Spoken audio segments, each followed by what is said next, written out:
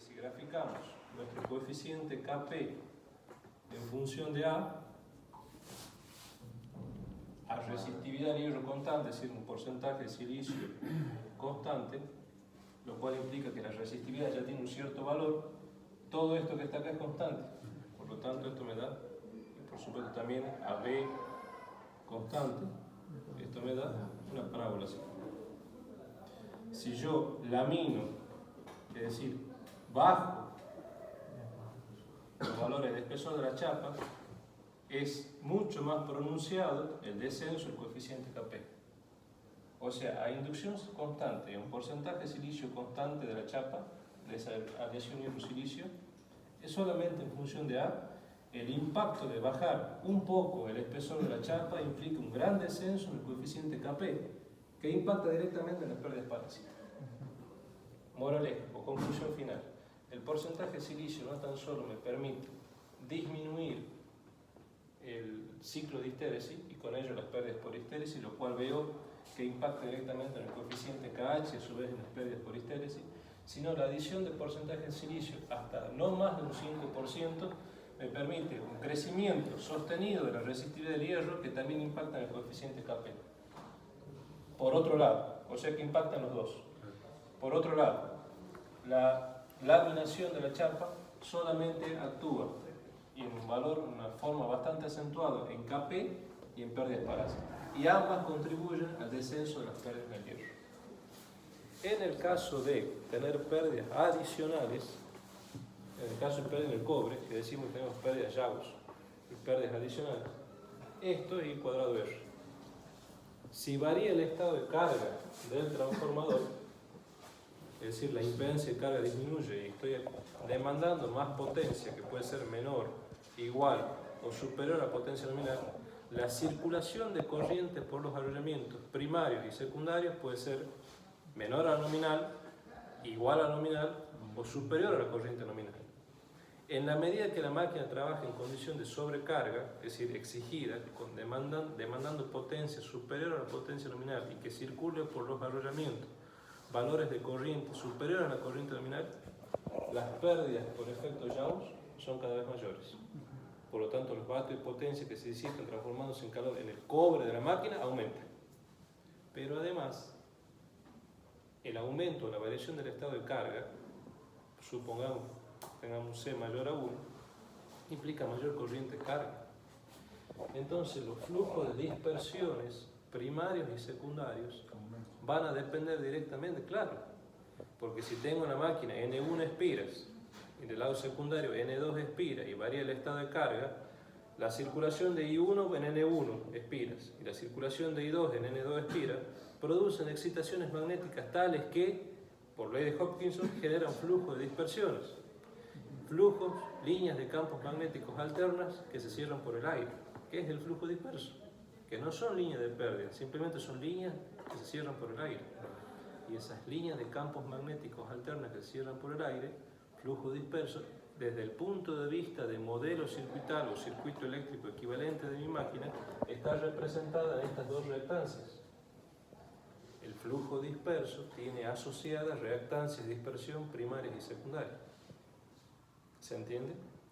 Ese flujo disperso es el que ocasiona las pérdidas adicionales.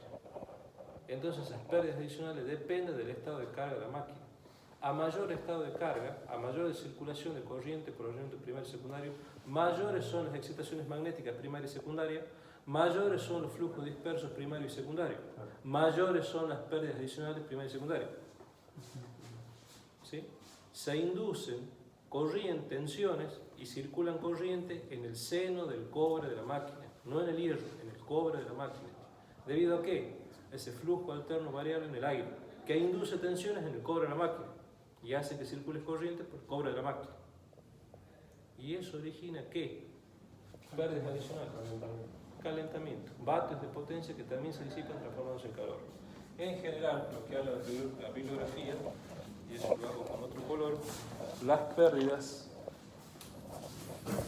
adicionales son aproximadamente un 10% de las pérdidas en el cobre.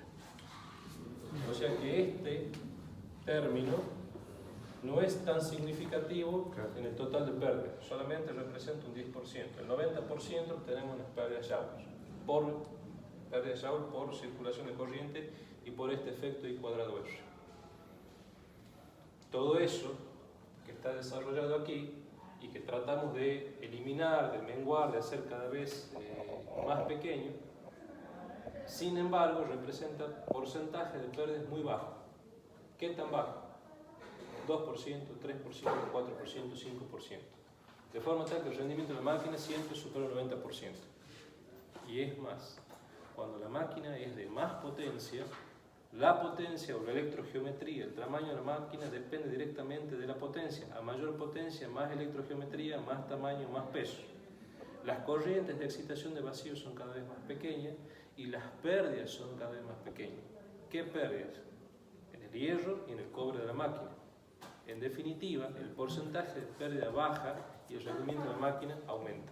Es decir, que cuando la máquina tiene más potencia, más electrogeometría, más tamaño, tenemos que esperar rendimiento mayor. 97%, 98%. Un transformador, junto con los autotransformadores, que son máquinas alternas estáticas, es lo más perfecto que el hombre pudo diseñar. Rendimientos altísimos. No existen otras máquinas eléctricas que poseen rendimientos tan altos. En máquina de distribución, 96-95% son valores totalmente válidos para un transformador. Para disminuir las pérdidas por flujo disperso, tendría que hacer un núcleo más eficiente o más grande, ¿verdad? Por flujo disperso son pérdidas en el cobre de la máquina, claro, no en el hierro. Está bien, pero es porque estoy generando un campo magnético en el aire alrededor del bobinado. Sí. Yo lo podría disminuir si pudiera mantener este campo magnético. Generalmente representa como máximo 10%. Como máximo. Entonces, no concentro tantos esfuerzos en disminuir estas pérdidas. Claro, no obstante, por ejemplo, puedo hacer transposiciones bovinas. Ajá, claro. Es una forma, así como acá hace laminación o utilizar un hierro aliado al silicio para poder bajar tanto los coeficientes parásitos como histéresis y por ende pérdidas parásitas e histéresis en el hierro de la máquina. Una de las técnicas que puedo utilizar para disminuir pérdidas adicionales, que con máximo un 10% yo quiero hacer un porcentaje más bajo, hacer transposiciones bovinas. Una forma de hacerlo. Buenísimo. Hoy en día incluso hay técnicas y estudios muy profundos sobre la calidad del cobre que utilizo. Si ese cobre tiene oclusiones de aire o no tiene oclusiones de aire. Todo eso me lleva y me transporta, en definitiva, a tratar de que estas pérdidas sean lo más bajas posible. Ya debe ser un estudio sobre materiales eléctricos. Claro, están tratando de hacer que la superficie sea tan perfecta que no haya campos de escape en la superficie del cobre. Llamémoslo así.